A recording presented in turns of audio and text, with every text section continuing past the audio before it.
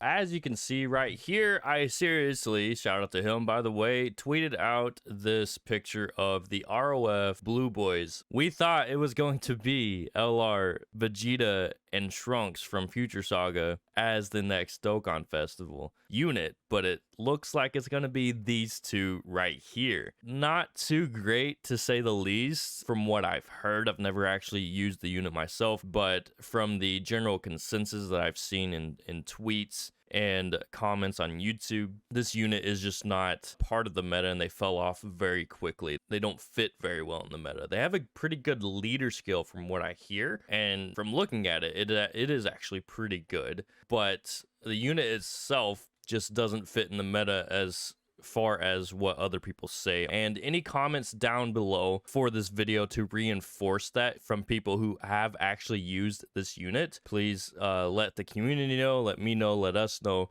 exactly why they don't fit in the meta, because once again, I'm not gonna say that they, you know, definitively don't, even though that's what people say, because I actually haven't used them myself. But from their kit, from looking at them, the super attack, they only raise attack infinitely. I'm guessing that they don't fit in the meta because a lot of events coming out, the more difficult content, which is where people set the standard at, and in those more difficult events or more difficult content, you do need units that have a lot of defense. And seeing as they only raise attack infinitely, I can only guess that this unit probably doesn't focus a lot on defense, which is probably why they don't fit in the current meta, which the current meta is how good is a unit defensively so that they can take on the more difficult content. And, you know, I can understand why that perspective exists, because here's the thing.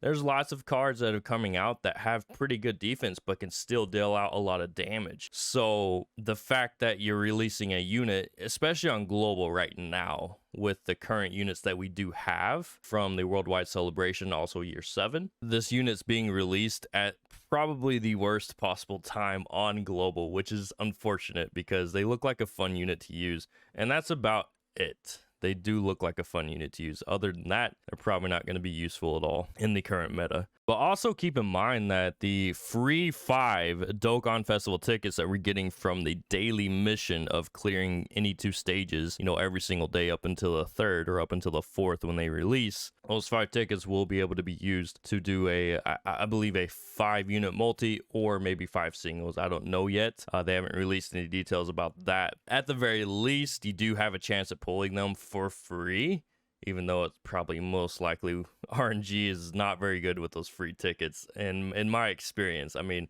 I'm sure there's going to be quite a few people who pull them off those tickets alone, which is not going to be a bad thing. But I would say looking at their banner, looking at the unit itself, and the general consensus from the community as a whole is probably a pretty easy skip.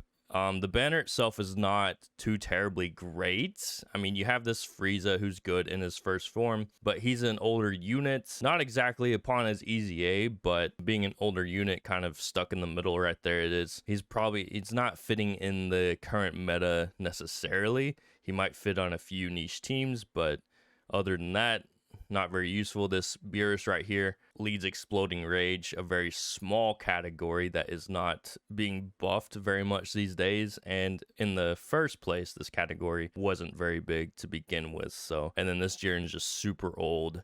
This Vegeta, all about crit, not really defensively great necessarily, but does have some uses since he does perform critical hit and has guaranteed criticals. So these androids are pretty good. This Jocko's pretty good, but he's a very niche unit. If we look at this Jocko, he's not on very many categories. He's on Movie Heroes, Special Pose, Space Traveling Warriors, and Ally of Justice. The banner overall is not too great. The unit overall is not too great as far as the meta is concerned.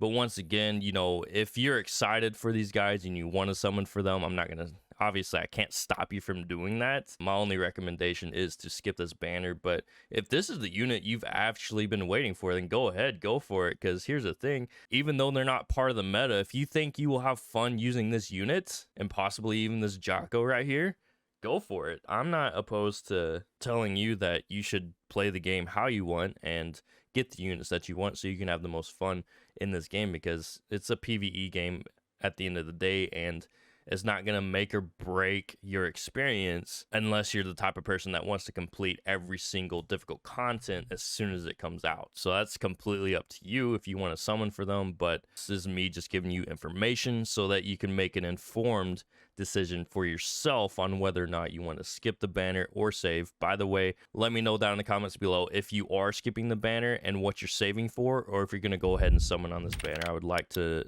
know that from you guys. I'd love to hear from y'all. All right, see you in the next one.